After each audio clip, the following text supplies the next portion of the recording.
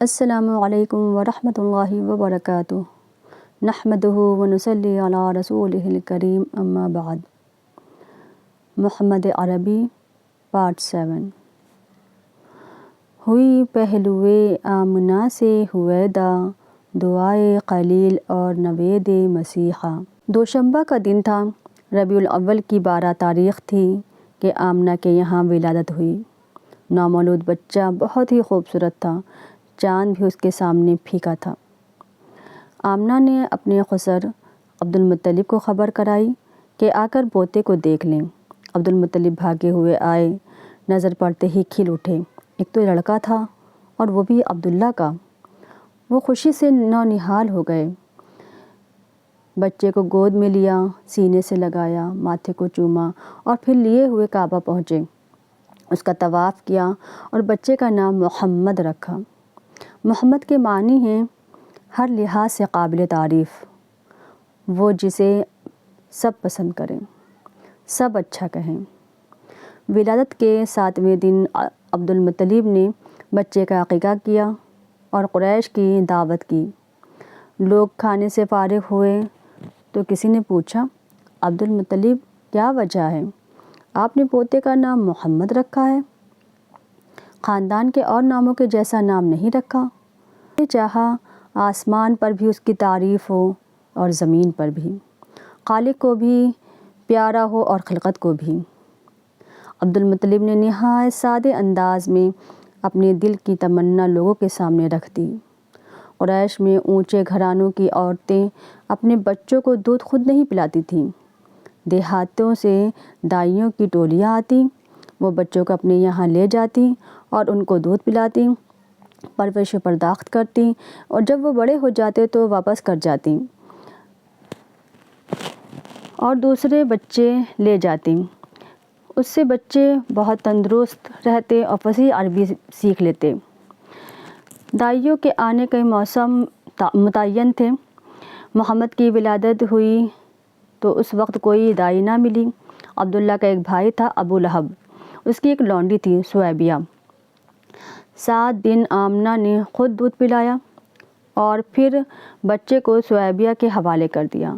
جب تک کوئی دائی نہ ملے اس کو دودھ پلائیں۔ سویبیہ نے بس کچھ ہی دن دودھ پلایا تھا کہ قبیلہ بنی سعد کی دائیاں آ گئیں۔ دائیاں بچے کی تلاش کرنے لگیں۔ وہ گھر گھر جاتی، ماؤں کو اپنی خدمات پیش کرتیں۔ مائیں جس کو پسند کرتیں اپنا بچہ اس کے حوالے کر دیتیں۔ ساری ماؤں نے دائیاں چن لیں اور ساری دائیوں کی گودیں بھر گئیں۔ ہاں، صرف ایک دائی رہ گئی، اس کو کسی نے نہ پوچھا، اس لیے کہ وہ ذرا کمزور تھی اور دبلی تھی، مفلسی کا بھی شکار تھی۔ یہ تھی ابو ذؤیب کی بیٹی حلیمہ۔ بچہ بھی صرف ایک رہ گیا۔ دائیاں اس سے دور دور رہیں، کوئی اسے لینے کے لیے تیار نہ تھا۔ وہ بچہ تھا عبداللہ کا بیٹا محمد۔ دائیوں نے سنا محمد یتیم ہے، باپ کے سائے سے محروم ہے، انہوں نے اس کی طرف توجہ نہ کی، اس کی پرورش کو حقیر جانا، اس کو دودھ پلانا بے سود سمجھا۔ بولی، اس یتیم کو لے کر کیا کریں؟ اس کا دادا ہمیں کیا دے گا؟ ماں سے بھی کیا مل جائے گا؟ اب واپسی کا وقت آ گیا۔ دائیوں نے گھر لوٹنے کا ارادہ کیا۔ ہر ایک خوش تھی کہ اس کی گود میں بچہ ہے۔ حلیمہ کا شوہر ساتھ تھا۔ حلیمہ نے کہا، بخدا مجھے تو شرم آتی ہے، ساری سہیلیوں کی گودیں بھری ہوں اور ایک میری ہی گود خالی رہے۔ میں تو جاتی ہوں اور اسی یتیم کو لے لیتی ہوں، خالی ہاتھ لوٹنے سے تو بہتر ہے۔ اس یتیم کو ہی لے چلیں، جاؤ لے آؤ، کیا حرج ہے، ہو سکتا ہے اللہ اسی میں برکت دے۔ شوہر نے بھی تائید کی۔ حلیمہ بچے کو لینے کے لیے آمنہ کے پاس پہنچی۔ آمنہ کو ملال تھا کہ ان کے لال کو کسی نے نہ پوچھا۔ سہیلیوں کے بچے ہاتھوں ہاتھ لیے گئے اور ان کے جگر پارے کو لینا گوارا نہ کیا۔ حلیمہ نے اپنے بچے کو لیا تو آمنہ کا بجھا ہوا چہرہ خوشی سے دمک اٹھا۔ حلیمہ نے محمد کو چھاتی سے لگایا اور منہ میں سوکھی پستان دے دی جس میں دودھ برائے نام ہی تھا، لیکن حلیمہ کی حیرت کی انتہا نہ رہی۔ بستان منہ میں دیتے ہی انہیں ایسا لگا جیسے دودھ کی سوتیں جاری ہو گئی، یکایک چھاتی بھر گئی۔ پھر بچے نے خوب دودھ پیا اور دودھ اس کے بچے کے منہ سے ٹپک رہا تھا۔ محمد سیر ہو چکے تو حلیمہ کے بچے نے بھی جی بھر کر پیا، حالانکہ اس سے پہلے تنہا اسی کے لیے دودھ ناکافی ہوتا۔ وہ پیتا لیکن کبھی سیر نہ ہونے کی نوبت آتی، چھاتی چوستا اور چوس کر رہ جاتا۔ حلیمہ کی ایک اونٹنی تھی، دبلی پتلی، بالکل مریل۔ بھوک لگی تو شوہر اسے دہنے اٹھے۔ آنکھیں پھٹی کی پھٹی رہ گئیں۔ وہ تھن جو ہمیشہ سوکھا رہتا تھا آج بالکل بھرا ہوا تھا، دودھ خود بخود ٹپک پڑ رہا تھا۔ شوہر نے خود بھی پیا، بیوی کو بھی پلایا، دونوں نے جی بھر کر پیا۔ رات ہوئی تو دونوں نے بچوں کو پہلو میں سلا لیا اور خود بھی سو رہے۔ نیند اتنے آرام و چین کی تھی کہ بالکل ہی بے خبر ہو گئے۔ صبح ہوئی تو شوہر بولا، حلیمہ کیا خیال ہے؟ بخدا بہت ہی مبارک بچہ پا گئی تم۔ حلیمہ، بخدا میرا بھی یہی احساس ہے۔ دائیوں کا قافلہ گھر لوٹا۔ حلیمہ کی گدھیاں آگے آگے تھی اور مستانہ وار رواں دواں تھی۔ سہیلیوں نے یہ دیکھا تو آواز دی، واہ رے ابو ذؤیب کی بیٹی، ذرا ٹھہرو نا، ہمیں بھی تو آ لینے دو۔ ارے یہ وہی گدھیا ہے جس پر تم آئی تھی، یہ تو راستے میں رک رک جاتی تھی، بار بار تم پیچھے ہو جاتی تھی۔ حلیمہ کہتی ہیں، ہاں ہاں بخدا یہ وہی گدھیا ہے۔ سہیلیاں کہتی ہیں، ایسی ناکارہ گدھیا میں یہ تیزی اور چستی کہاں سے آ گئی؟ یہ تو بڑی عجیب بات ہے۔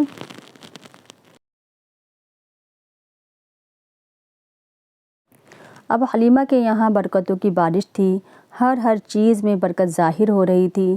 جانور موٹے ہو گئے، دودھ سے تن بھاری ہو گئے، ہر طرف برکت ہی برکت نمایاں تھی۔ رفتہ رفتہ 2 سال گزر گئے۔ آمنہ کا لال حلیمہ کا دودھ پیتا۔ حلیمہ کی ایک بیٹی تھی شیمہ، اس کی گودیوں میں ہمکتا۔ صحرا کی کھلی فضا ہوتی اور دیہات کی سادہ زندگی۔ جسم تیزی سے بڑھا، ہاتھوں پیروں میں طاقت آ گئی اور بچہ خوب تندرست ہو گیا۔ شیر خواری کے دن پورے ہو گئے۔ اب وقت آ گیا کہ بچہ ماں کی گود میں جائے، اس کے گھر کی رونق بنے۔ لیکن کیا حلیمہ اس بچے کو جدا کر دیں؟ ایسے بچے کو جو ان کے لیے سراپا برکت تھا، مجسم رحمت تھا، باعث راحت تھا، موجب سعادت تھا۔ کسی طرح بھی طبیعت اسے چھوڑنے پر تیار نہ تھی۔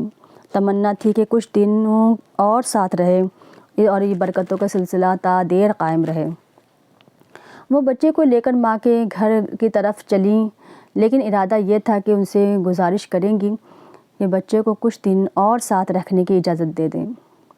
وہ آمنہ کے پاس آئیں اور بولیں، مجھے اندیشہ ہے کہ اگر ابھی سے مکے میں رہ گیا تو ہو سکتا ہے یہاں کی آب و ہوا اسے راس نہ آئے، کیوں نہ آپ کچھ دن ہمارے پاس ان کو رہنے دیں، ذرا اور بڑا ہو جائے، ہاتھوں پیروں میں اور جان آ جائے، پھر آ جائے گا۔ حلیمہ آمنہ سے ضد کرتی رہیں، پہم اصرار کرتی رہیں، طرح طرح سے مناتی رہیں، مکے کی آب و ہوا سے ڈراتی رہیں۔ آخرکار وہ تیار ہو گئیں۔ اب کیا تھا، حلیمہ کا دل باغ باغ ہو گیا، خوشی سے آنکھیں چمک اٹھیں، چہرہ دمک اٹھا اور محمد کو لیے ہوئے وہ اپنے گھر آ گئیں۔ پھر محمد صلی اللہ علیہ وسلم اسی صحرا میں آ گئے۔ اب پھر وہی کھلی فضا تھی، ریت کے ٹیلے تھے، چکنے چکنے پتھر تھے، وہی ساتھی تھے اور وہی ہمجولی تھے۔ محمد پھر اسی طرح پتھروں سے کھیلتے، ریت پر اچھلتے، بچوں کے ساتھ ادھر ادھر دوڑتے اور کودتے۔ محمد اب 5 سال کے ہو گئے۔ حلیمہ سے جدائی کی ساعت پھر آن پہنچی۔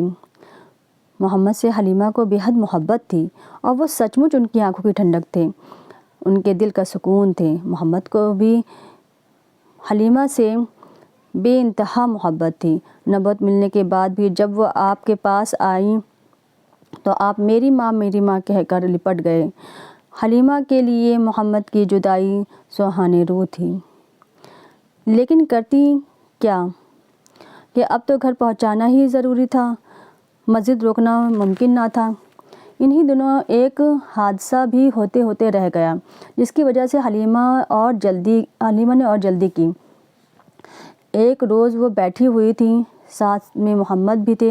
اتنے میں حبشہ کے کچھ اور عیسائی گزرے اور بچے پر نظر پڑتے ہی ٹھہر گئے، قریب آئے، اسے بڑے غور سے دیکھنے لگے، ایک ایک چیز کا جائزہ لینے لگے۔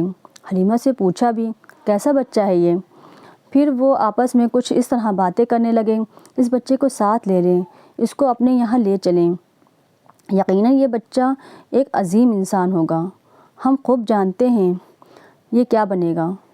حلیمہ ان کا مطلب سمجھ گئیں اور ان کے تیور بھاپ گئیں، ان کی باتوں سے گھبرا اٹھیں، ڈریں کہیں سچ مچ اسے چھین نہ لیں، موقع پا کر اچک نہ لیں یا کوئی آزار نہ پہنچا دیں۔ وہ نظر بچا کر بھاگ کھڑی ہوئیں، بچے کو لے کر غائب ہو گئیں۔ انہیں امید نہ تھی کہ وہ اس طرح بھاگ سکیں گی اور بچے کو ان سے بچا سکیں گی۔ جتنی جلد ممکن تھا وہ آمنہ کے پاس پہنچی اور ان کی امانت ان کے حوالے کی، تب جا کر کہیں اطمینان کا سانس لیا۔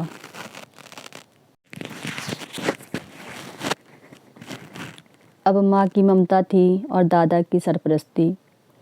دونوں محمد سے بہت پیار کرتے تھے، ہمیشہ اپنی نظروں کے سامنے رکھتے، ہر طرح سے آپ کا خیال رکھتے۔ آپ 6 برس کے ہو گئے تو ماں کا دل چاہا چل کر شوہر کی قبر دیکھیں، چنانچہ مدینے کے لیے روانہ ہو گئیں۔ محمد کو بھی ساتھ لیتی گئیں۔ شوہر کی ایک باندی تھی ایمن، وہ بھی سفر میں ساتھ تھی۔ وہاں کا ایک مشہور خاندان تھا بنی نجار، محمد کے دادا کی ننیحال اسی خاندان میں تھی۔ بی بی آمنہ جا کر وہیں ٹھہریں۔ بی بی آمنہ مدینے پہنچی تو پیارے بیٹے کو وہ گھر دکھایا جہاں اس کے پیارے باپ نے وفات پائی تھی، اور وہ جگہ بھی دکھائی جہاں وہ ہمیشہ کی نیند سو رہے تھے۔ آج پہلا دن تھا کہ اس کے معصوم بچے نے یتیمی کا مفہوم سمجھا۔